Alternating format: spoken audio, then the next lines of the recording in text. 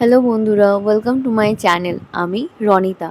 বন্ধুরা, আমি আজকে তোমাদের সঙ্গে শ্রীমদ্ ভাগবত গীতার সম্পর্কে বলবো। তো আজকে আমাদের কনসেপ্ট হচ্ছে অর্জুনের মোহ।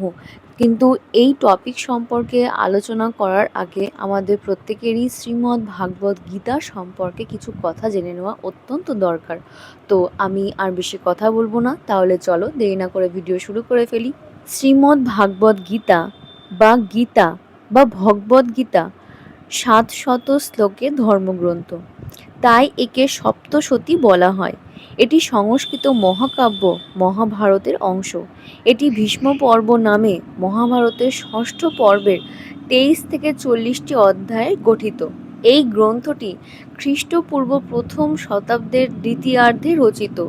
গীতা স্বতন্ত্র ধর্মগ্রন্থ তথা পৃথক শাস্ত্র মর্যাদা পেয়ে থাকে। হিন্দুরা গীতাকে ভগবানের মুখ নিঃসৃত বাণী বলে মনে করেন।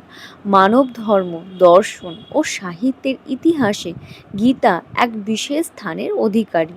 গীতার কথক শ্রীকৃষ্ণ হিন্দুদের দৃষ্টিতে ঈশ্বরের অবতার পরমাত্মা স্বয়ং। তার গীতায় গীতায় তাকে বলা হয়েছে শ্রী ভগবান। গীতার বিষয়বস্তু কৃষ্ণ ও পাণ্ডব রাজকুমার অর্জুনের কথোপকথন।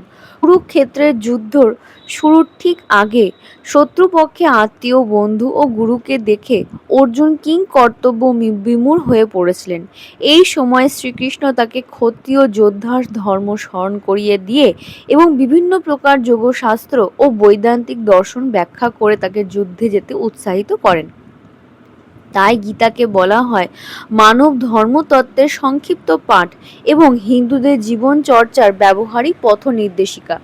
যোগশাস্ত্র ব্যাখ্যার সময় শ্রীকৃষ্ণ নিজেকে স্বয়ং ভগবান রূপটি উন্মোচিত করেন এবং বিশ্বরূপে অর্জুনকে দর্শন দিয়ে আশীর্বাদ করেন। অর্জুন ছাড়া প্রত্যক্ষভাবে কৃষ্ণের মুখ থেকে গীতা শুনেছিলেন সঞ্জয়। তিনি যুদ্ধের ঘটনা রাষ্ট্রের কাছে বর্ণনা করার জন্য বেদব্যাসের কাছ থেকে দিব্য দৃষ্টি লাভ করেছিলেন। হনুমান, তিনি অর্জুনের রথের চূড়ায় বসেছিলেন ও ঘটোৎকচের পুত্র বর্বরিককে, যিনি কুরুক্ষেত্রের যুদ্ধের সব ঘটনা দেখিয়েছিলেন। গীতাকে গীতোপনিষদ বলা হয়, অর্থাৎ গীতা উপনিষদ বা বৈদান্তিক সাহিত্যের অন্তর্গত। উপনিষদ নামধারী ধর্মগ্রন্থগুলি শ্রুতি শাস্ত্রের অন্তর্গত হলেও মহাভারতের অংশ বলে গীতা স্মৃতি শাস্ত্রের অন্তর্গত। আবার উপনিষদের শিক্ষার সারবস্তু গীতা সংকলিত হয়েছে বলে একে বলা হয় উপনিষদ সমূহের উপনিষদ। গীতাকে মোক্ষ শাস্ত্র নামেও অভিহিত করা হয়। ভারতের মনীষীদের পাশাপাশি অ্যালডাস হ্যালিস্কি, J Robert Oppenheimer, Ralph Waldo Emerson, Carl Jung, Heinrich Zimmer ও হ্যামরা সেন, বিজ্ঞানী দেবদূত শেঠ প্রমুখ পাশ্চাত্য মনীষীরাও গীতার উচ্চ প্রশংসা করেছেন। তো এই হলো গীতার সম্পর্কে কিছু কথা। আজকে এবার আমি তোমাদের সঙ্গে শেয়ার করব অর্জুনের মোহ। তো চলো দেরি না করে শুনে ফেলা যাক। এখানে প্রথমেই বলছে যে এই স্থলেই প্রকৃতপক্ষে গীতা আরম্ভ। গীতোক্ত ধর্ম কি তাহা বুঝিতে হইলে কি উপলক্ষে এই ধর্মের প্রচার হইয়াছিল তাহা স্মরণ রাখা প্রয়োজন। পাঠক মনে রাখিবেন, অর্জুন পূর্বপরই যুদ্ধার্থে উদ্যোগী ছিলেন। যুদ্ধের কর্তব্যতা সম্বন্ধে কখনো তার মনে বিন্দুমাত্র সন্দেহ হয় নাই, বরং শ্রীকৃষ্ণ যুদ্ধ অনিবার্য জানিয়াও যুদ্ধ নিবারণার্থে যথাসাধ্য চেষ্টা করিয়াছিলেন। এমনকি স্বয়ং দৈত্য কার্যেও ব্রতী হইয়াছিলেন। সেই যুদ্ধ যখন আসন্ন, শাস্ত্রসম্মত যখন আরম্ভ হইয়াছে, তখন অর্জুনের বিষম নির্বেদ উপস্থিত। তিনি যত ধর্মশাস্ত্র খুঁজিয়া খুঁজিয়া যুদ্ধের অকর্তব্যতা প্রতিপাদন করিয়া উন্মুখ, ন কাঙ্ক্ষে বিজয়ং কৃষ্ণ ন চ রাজ্যং সুখাঙ্গি চ এতান ন হস্তমিচ্ছামি ঘতোহপি মধুসূদম ইত্যাদি অর্জুনের মনোরম বাক্যগুলি শুনিয়া আমাদের মনে হয় কি উচ্চ অন্তঃকরণের কথা, কি উদার নিঃস্বার্থ ভাব। কিন্তু শ্রীকৃষ্ণ কি বলিতেছেন? ভগবান একটু হাসিয়া বলিলেন, এগুলি জ্ঞানীর ভাষায় মূর্খের কথা।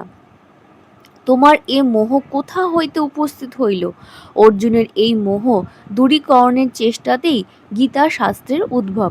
অর্জুনের মোহ উপলক্ষ করিয়া ভগবান সমগ্র মানবজাতির অশেষ কল্যাণকর এই অপূর্ব ধর্মতত্ত্ব জগতে প্রচার করিলেন।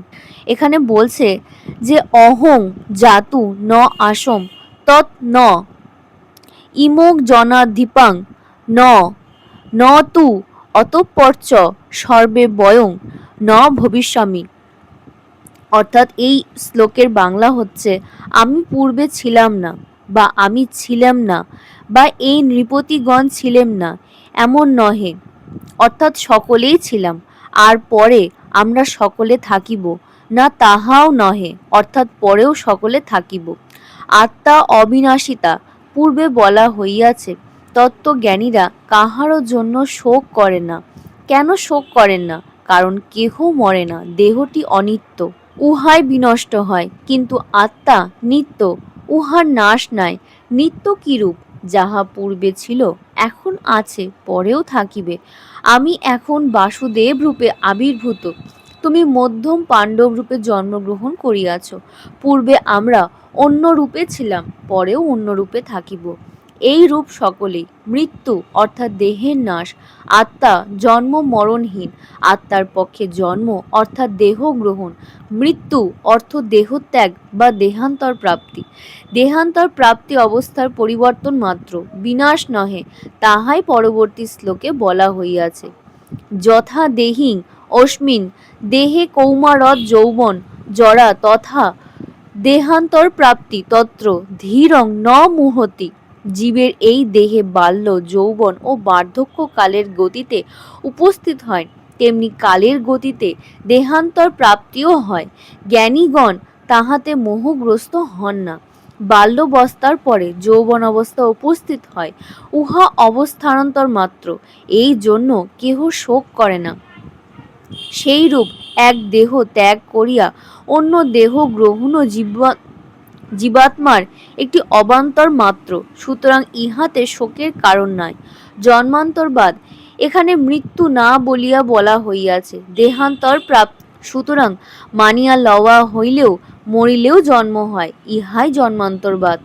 আত্মা অবিনাশিতা ও পূর্বজন্ম ও পুনর্জন্ম হিন্দু ধর্মের এই দুইটি প্রধান তত্ত্ব। সমগ্র হিন্দু শাস্ত্র এই জন্মান্তরবাদের ওপর প্রতিষ্ঠিত। বৌদ্ধ ধর্মেও ইহাই মূল তত্ত্ব।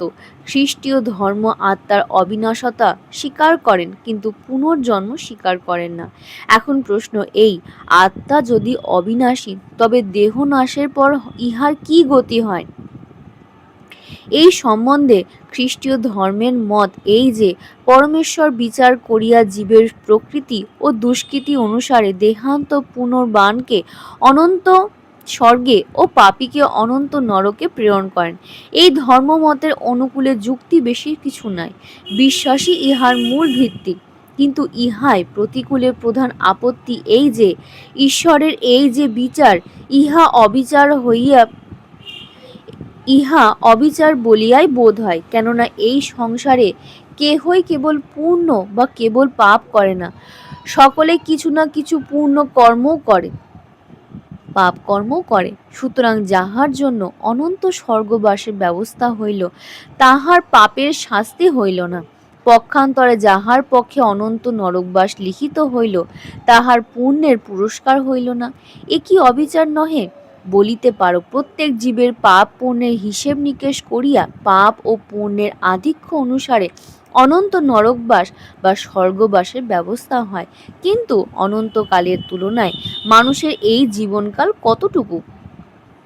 ক্ষণস্থায়ী এই জীবনের পাপাধিক্য বা পূর্ণাধিক্যের জন্য অনন্তকাল ব্যাপিয়া নরকবাস বা স্বর্গবাসের ব্যবস্থা ইহাতে কি এই পক্ষে অতি নিষ্ঠুরতা, অপর পক্ষে অতি উদারতা প্রকাশ পায় না?